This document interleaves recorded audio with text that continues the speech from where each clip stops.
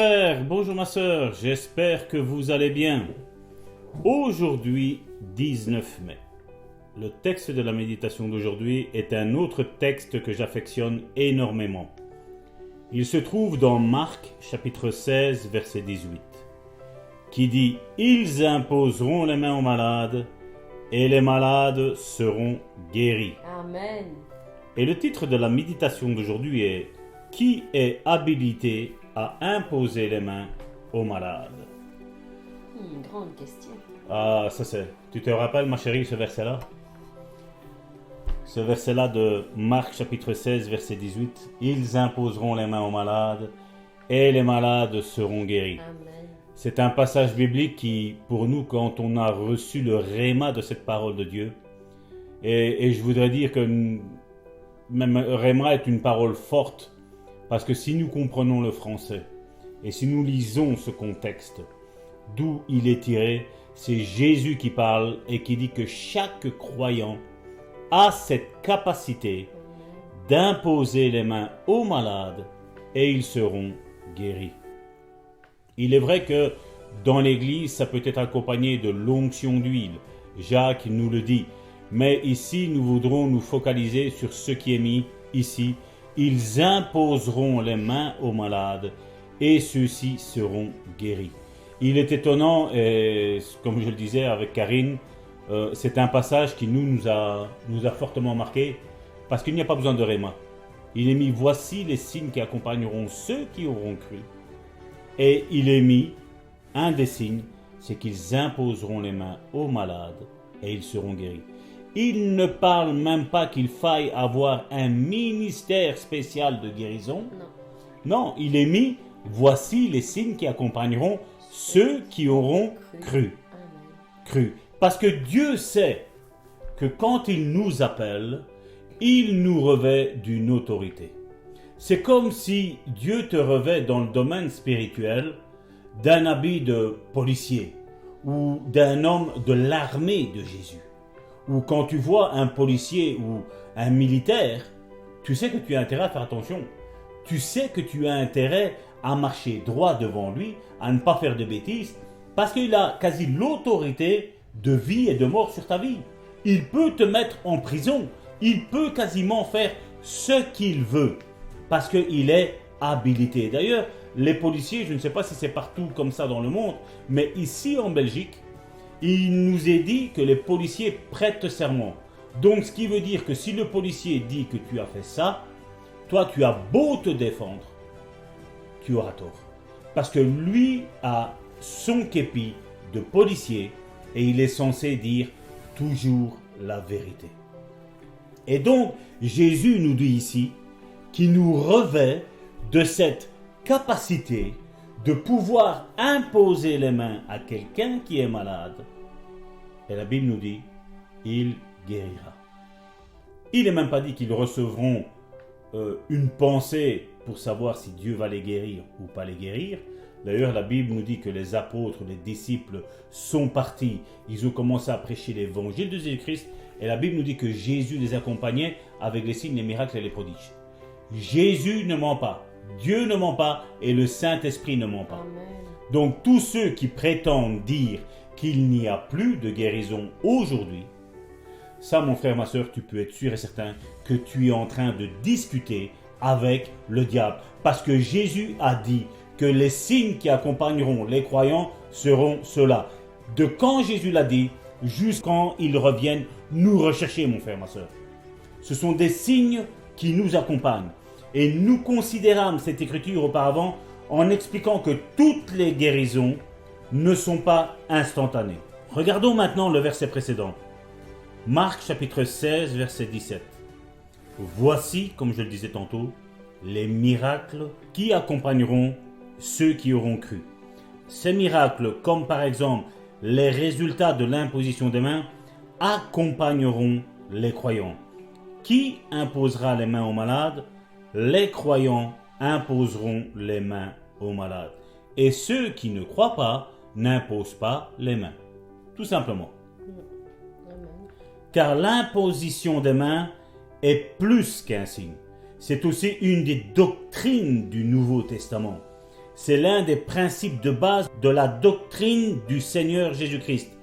D'après Hébreux chapitre 6 du verset 1 à 2, c'est pourquoi, laissant les éléments de la parole de Christ, tendons à ce qui est parfait, sans poser de nouveau le fondement du renoncement aux œuvres mortes, de la foi en Dieu, de la doctrine des baptêmes, de l'imposition des mains.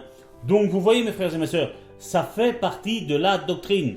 Si une église n'impose pas les mains quand il y a quelqu'un de malade, elle est en dehors de la doctrine de Jésus. Elle est en dehors de la doctrine de l'apôtre Paul. Il n'y a pas de christianisme sans imposition des mains, mon frère, ma sœur. La doctrine de l'imposition des mains appartient à l'église entière. Chaque croyant a le droit d'imposer les mains aux malades au nom de Jésus. En 1963, regardez ce témoignage. Je prêchais à Tulsa quand un jeune couple baptiste s'approcha de moi. La femme expliqua combien nous sommes contents d'être venus. Nous avons tant appris. Vous avez parlé de l'imposition des mains il y a quelques soirs. Hier, mon mari a commencé à tondre le gazon. J'ai entendu le ronronnement de la tondeuse, mais je me suis rendu compte qu'elle ne bougeait pas. Alors je suis sorti voir en courant. Mon mari était tombé face contre terre au beau milieu du jardin.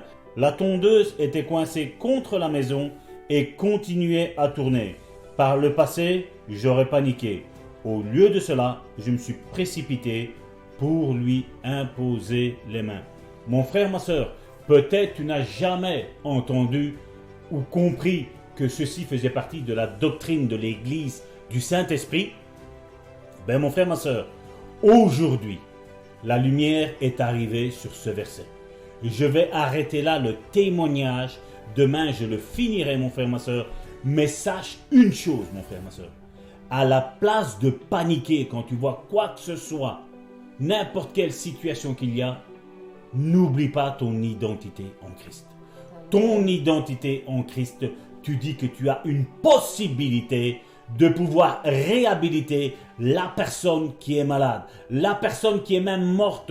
Parce que si tu suis le verset de Marc chapitre 16, du verset 17 à 20, tu verras que nous avons même la faculté de pouvoir ressusciter les morts. Mais si nous avons la faculté de ressusciter les morts, mon frère, ma soeur, quelle est la maladie qui va nous arrêter? Quelle est la maladie que nous ne serons pas guérir les autres, mon frère, ma soeur? Oui, parce que c'est nous qui guérissons au travers de notre foi, mais aussi au travers de la foi de la personne qui dit « Ok, impose-moi les mains parce que je veux être guéri.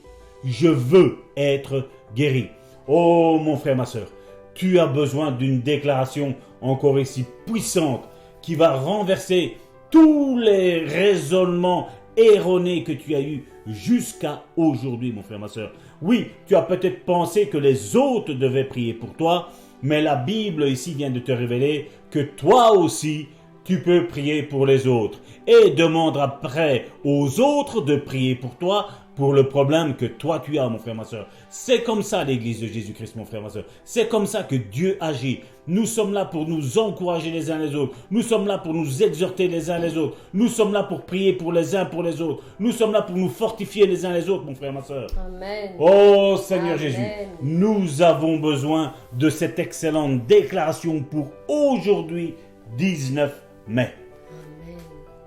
Merci Seigneur, parce qu'encore une fois, tu nous parles ici de l'unité de ton Église, l'unité de chacun de tes enfants. Tu nous as tous oints, Seigneur, à nous qui avons cru. Tu nous as tous oints de dons particuliers et différents. Comme nous le dit ta parole, nous sommes plusieurs membres avec des dons différents.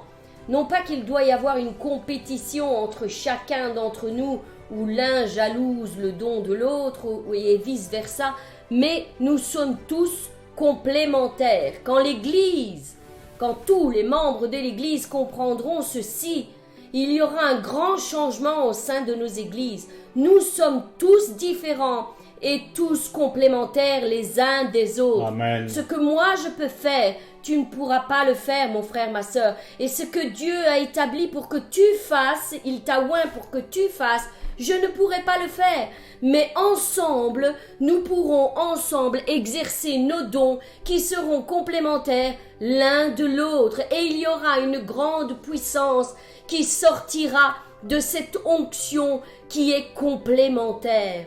Voilà ce que l'Église doit comprendre. Voilà ce que chaque frère et chaque sœur doit comprendre. La Bible nous enseigne que tous les croyants, pas seulement les prédicateurs ou ceux qui ont un grand ministère, imposeront les mains aux malades et ils seront guéris.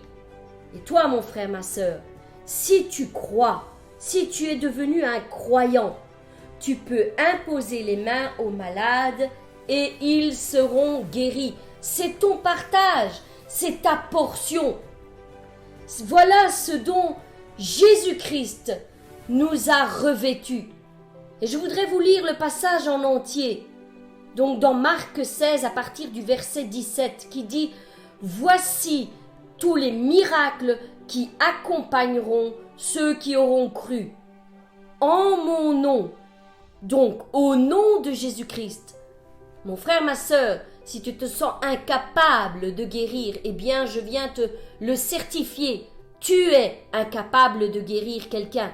Parce que ce n'est pas toi qui le fais, mais Jésus-Christ qui vit en toi.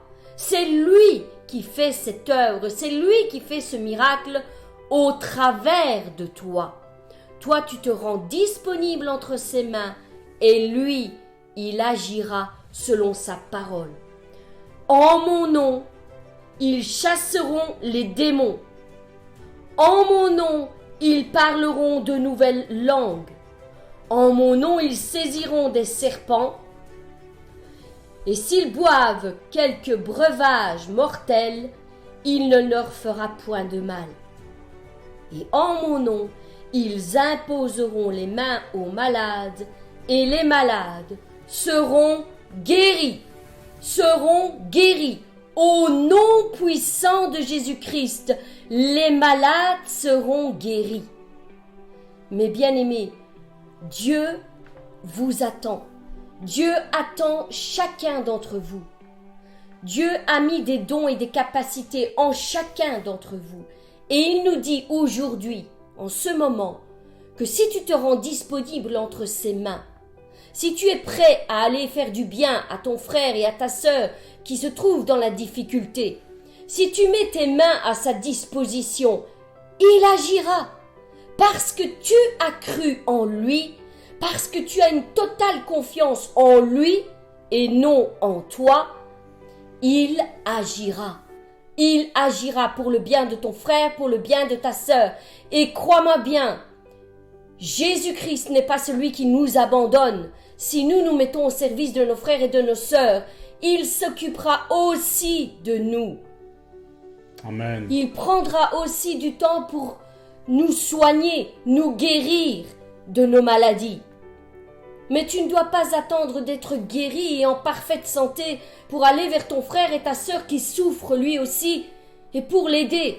Impose-lui les mains, car tu es convaincu que ce qui sort de la bouche de Dieu produit un fruit éternel de gloire.